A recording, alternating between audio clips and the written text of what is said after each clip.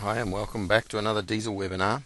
We're back on the dyno with the Hilux, and today we're going to look at in depth a little bit more about diesel timing, fuel injector timing, and how that relates to pulse width and pressure.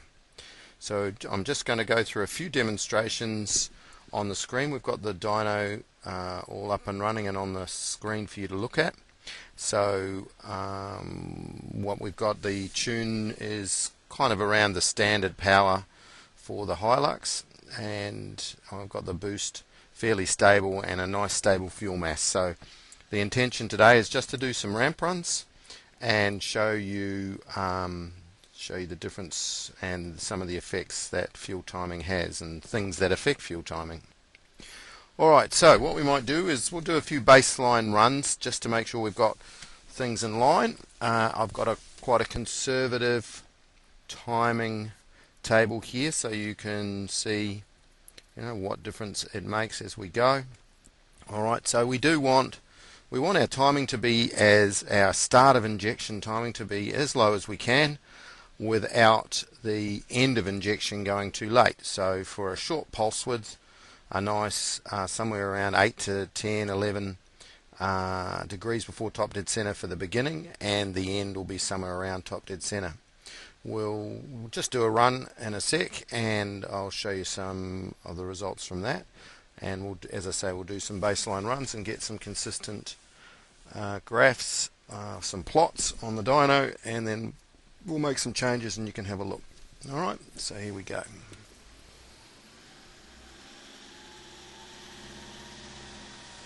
Alright, so I've got just 80 milligrams going in.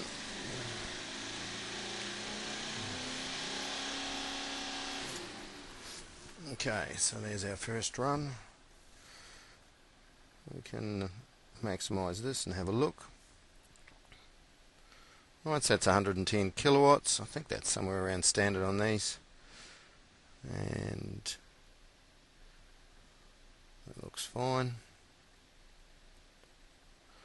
What I'm sort of looking to do is just try and make sure everything's as repeatable as possible and that we don't have anything falsely changing the power on us.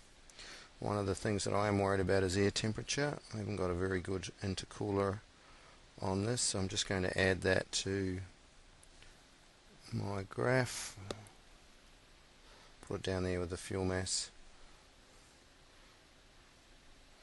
Alright, so my intention is to kind of wait till it gets to around 30 degrees air temperature, and then we'll do it each time, and we'll do another run, and if we've got it reasonably consistent, then we'll start to have a look at doing some changes. Nearly there.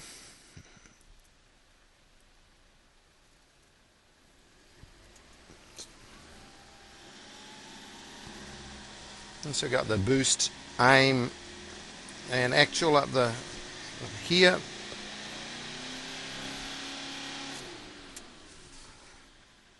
Okay.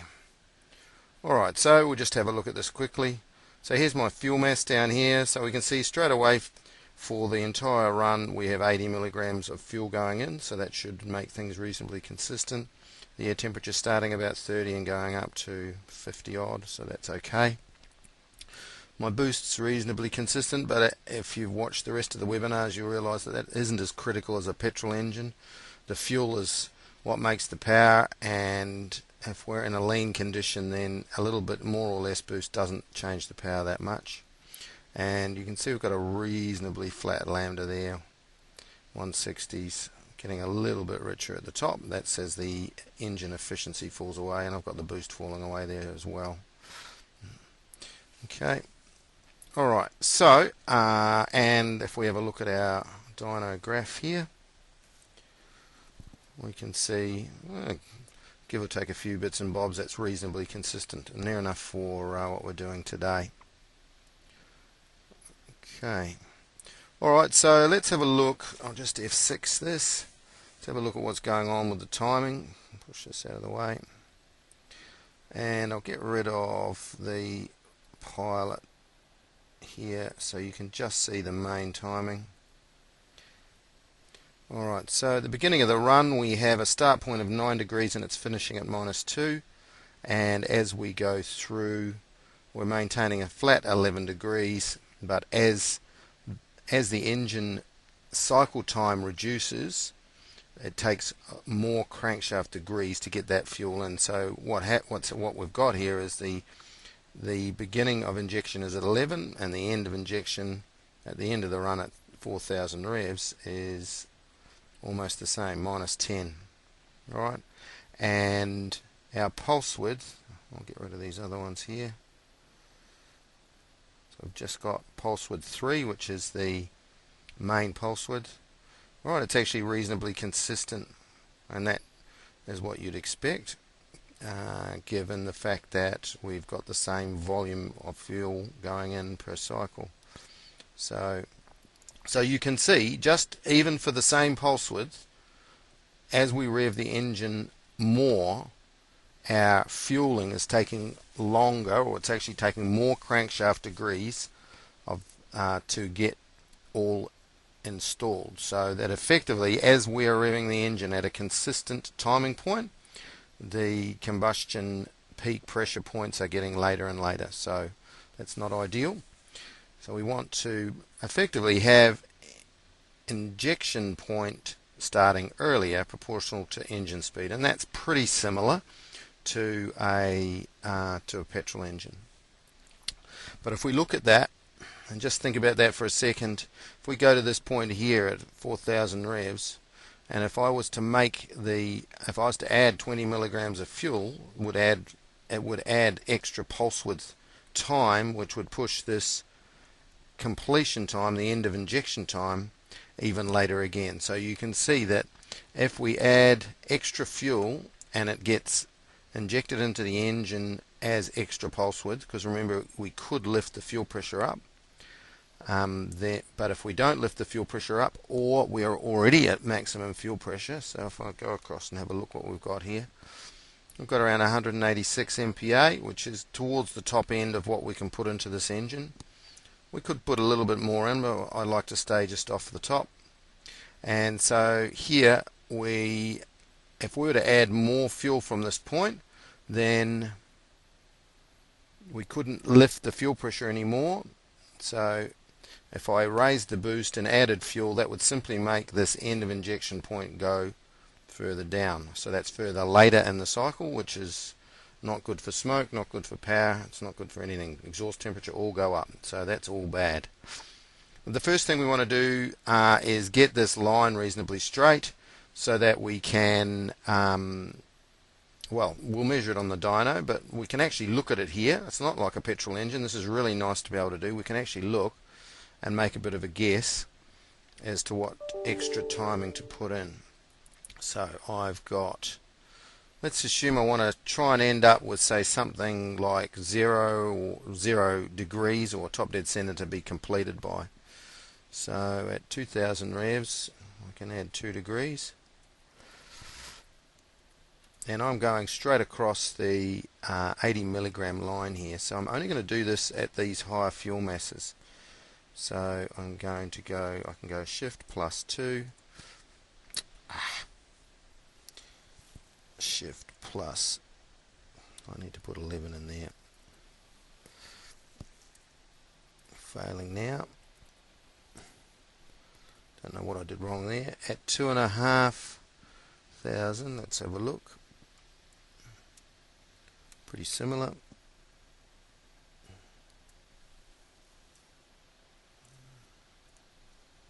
Two shift plus. At 3,000, I'm going to put in 5.5 degrees.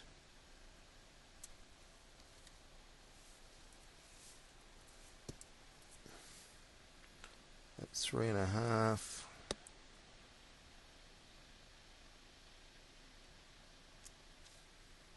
I'll put in 8 degrees.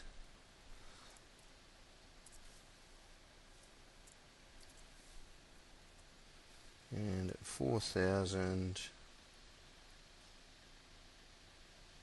put in 10.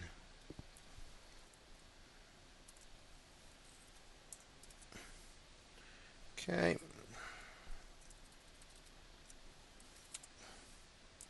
Alright, so we'll ramp that again and then we'll have a look at the results.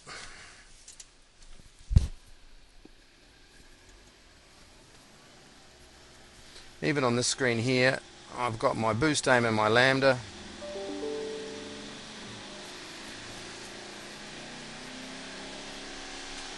Alright, and that's given us quite a consistent timing end point. So we can see here that's reasonably consistent. And let's have a look and see what power we made. Alright, plenty. That was a worthwhile exercise. Right, I didn't actually do the beginning of the ramp run properly there, so we might just re-ramp that anyway so we can get a proper graph. I think we can reset the last auto plot. Okay. Alright, but as you can see, we've got a reasonably flat end of injection line. So as the engine speed goes up, we are starting our start of injection point earlier. And you could certainly see the result on the graph.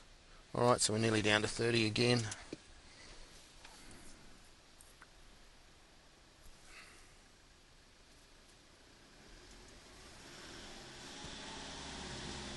Oh, that's better.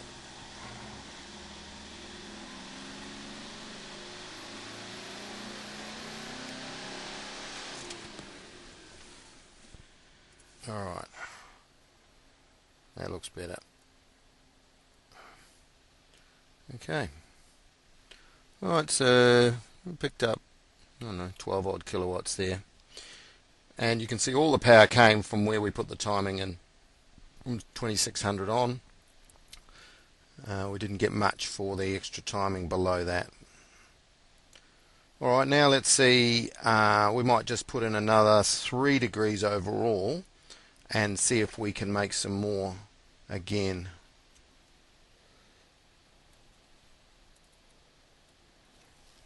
So we'll go to here, 3 shift plus T. Alright, so seems like an unusual curve, and I'm going to keep banging on about how this extra timing only happens here. One, we're doing extra timing because of engine speed, but when we go down, at lower fuel masses where the pulse width is much shorter, then we don't need as much timing. You really, if you have no starting point, you should be looking at getting the end of injection somewhere around top dead center as a starting point. Now it's going to need to be, it will end up later than that if your pulse widths end up too long, but in and around where the manufacturer would be running the stock injectors, those fuel volumes, those power ranges, then your fuel should be all injected by around that top dead center mark. Okay, so we've added some more timing there, and we'll see if we can pick up some power by doing that, maybe at the top.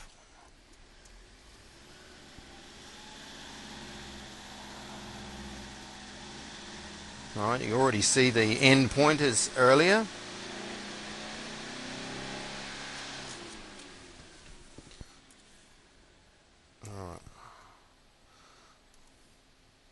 Alright, so we did get a little bit.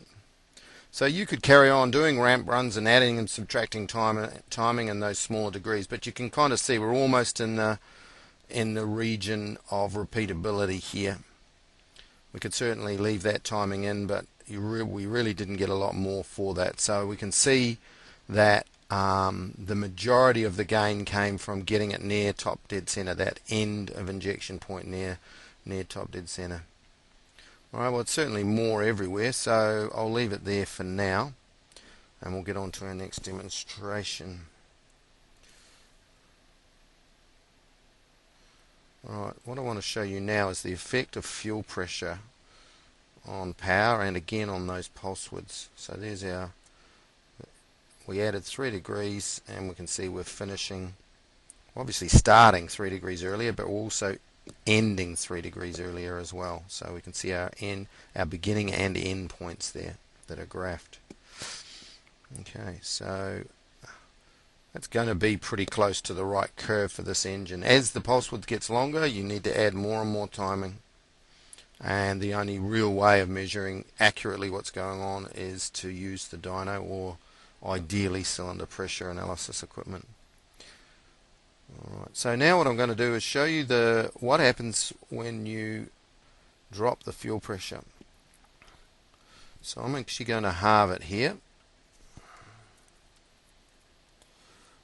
So we'll take this down to half of 186. What's that? 93 MPa.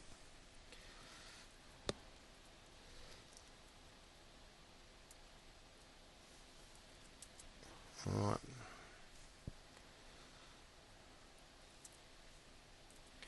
We must be just about down to our temperature. Yes, we are. So let's try that now and see what we get. So we're going to have the same lambda, same boost, same fueling, just lower fuel pressure.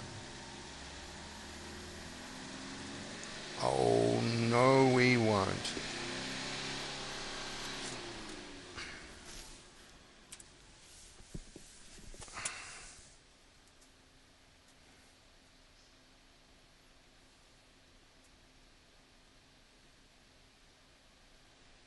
Alright, so let's look at that. Alright, so you could see we lost a lot of power there. We'll go back and look at the data in a sec. So we lost as much as we gained with the initial timing, or the initial dial-in of the correct timing. We almost lost the same, so a significant chunk of power for dropping the fuel pressure. Now there is one trap with doing this. Let me show you what it is. I'll just press T here, go back in the data.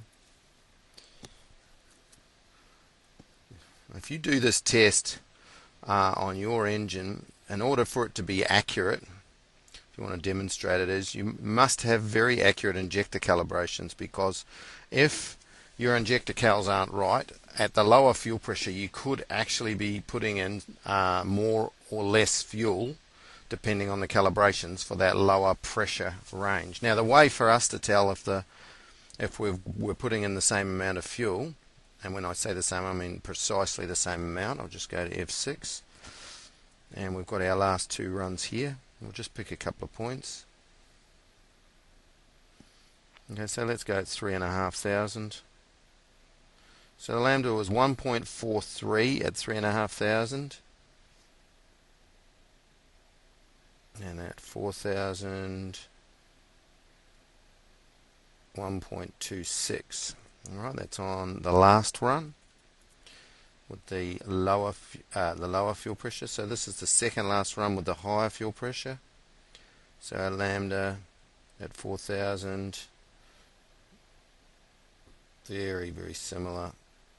1.26, or very, very similar, and at 3.5.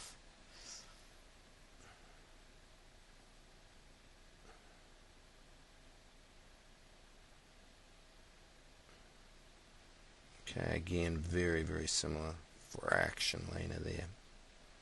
Alright, so the power drop comes from the fuel pressure being lower.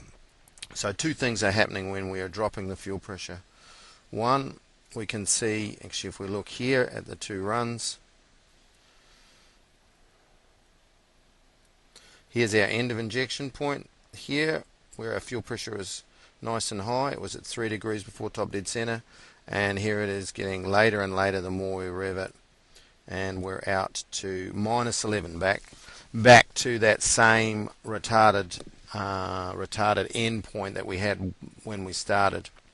Alright, and what makes it worse is that because the pressure is much lower, the atomization is much worse, so we get less burning of the fuel that's injected. The engine becomes less efficient. It's likely to smoke at a much leaner lambda than if you ran more fuel pressure.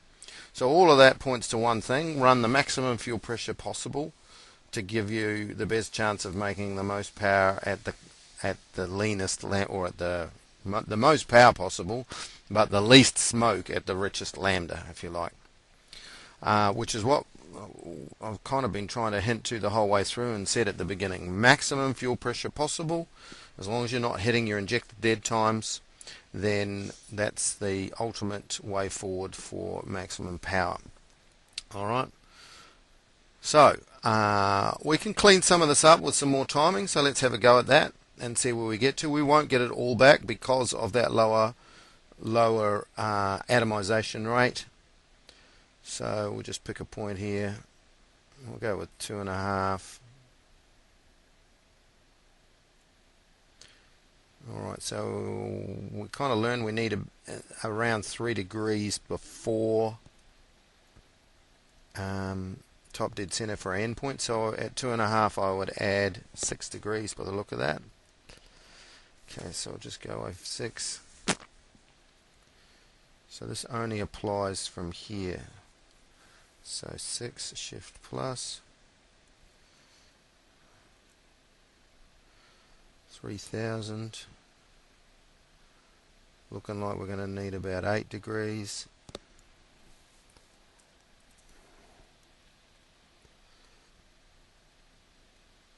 Three and a half. I need about 9.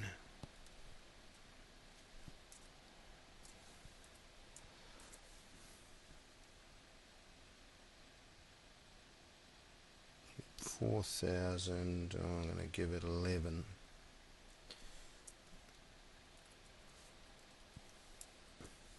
Alright, so numbers of 35, they're quite high for a diesel engine.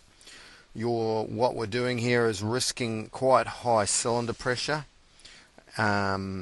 because we're injecting that fuel at quite an early point.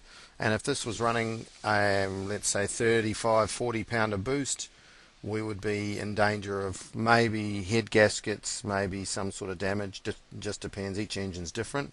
But when your injection timing is that early, and because your pulses are long, so pulse width's not too long, but now we went from under 1 millisecond, you can see that here, so I should have referred to that earlier, and now we're at 1.3 milliseconds, so we added 30% to the pulse widths for the lower fuel pressure. Alright, let's see how much power we can get back with some more timing. Control S, T.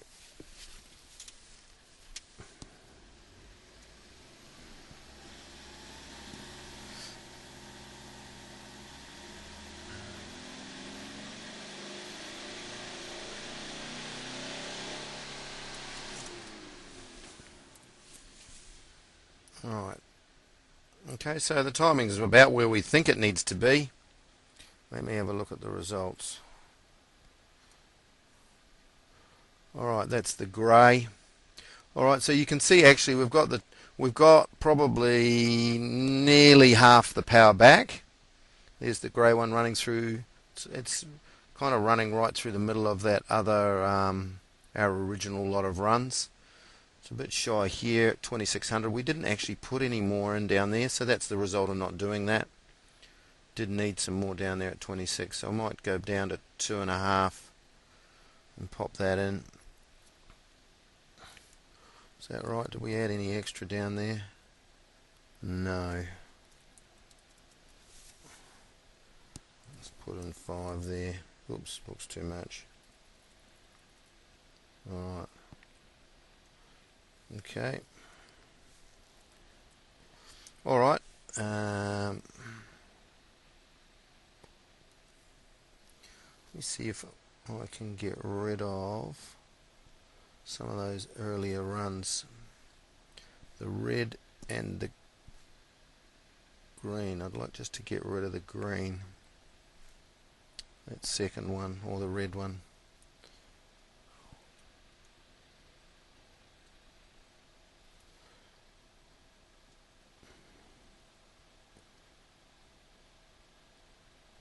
Auto plot, green, red.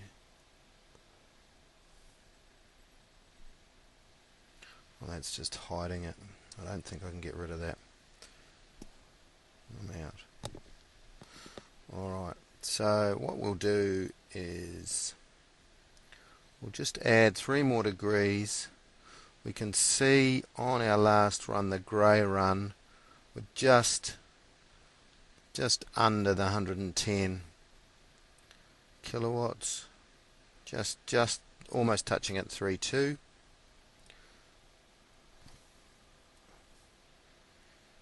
I want to delete the live. Last one, I'll delete all of them. Alright.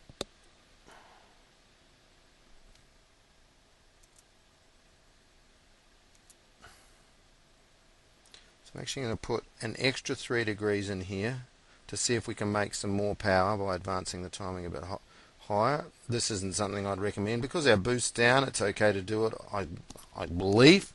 Don't want to advise you too wrongly. 38 degrees, it's certainly not. It's what we're about to run up here at 4,000. It's not what I would recommend you run normally. But anyway, let's give it a go all the same. 3 shift plus. Okay.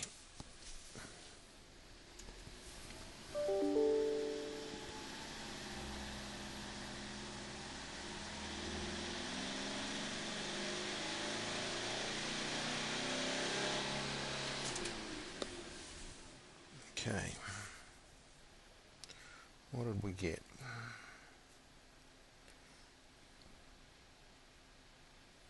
Virtually nothing. Well, I've got a little bit right at the top there, maybe. Depends on the dyno repeatability. Alright, so you get the idea.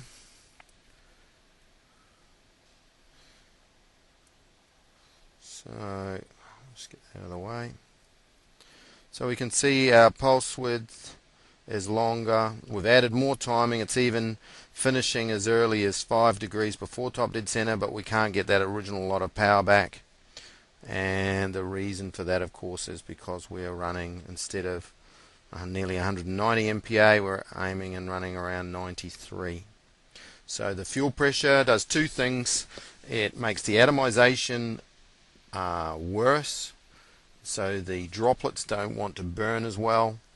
Less of them burn, so effectively the engine gets to has less fuel in it, and it also extends the pulse width, because the M1 is always asking for and wants to deliver 80 milligrams in this case of fuel. So if the fuel pressure drops, then the pulse width has to be longer. Okay, we could go back and show you that. So through our ramp runs now, it's about 1.3, and if we've still got a bit of time from when the fuel pressure was higher, no, we don't. We're still at the lower fuel pressure there. We're just losing that. But if you'll recall, at the beginning, our pulse width, I think, was around 0.92. So we're sort of around 40% longer time, and that, of course, affects where the cylinder pressure is occurring in the cycle. Alright, so if we were going to tidy this up now, and if I can show you what perhaps the map should look like,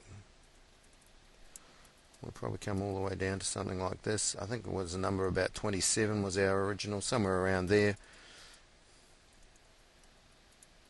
As the pulse width gets lower,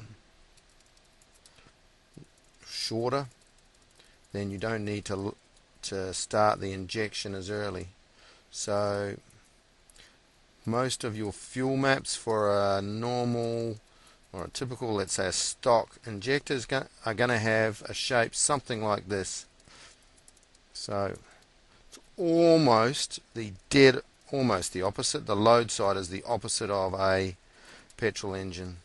So you could flip it around the other way. So a petrol engine, certainly we need to add timing as engine speed goes up. So that's the same here. But as our pulse width goes up, we also need to add timing. So it really just depends on where that pulse width is. Alright, so something like that, maybe a little bit more here, rather than bore you to tears and go through and map the whole thing site by site.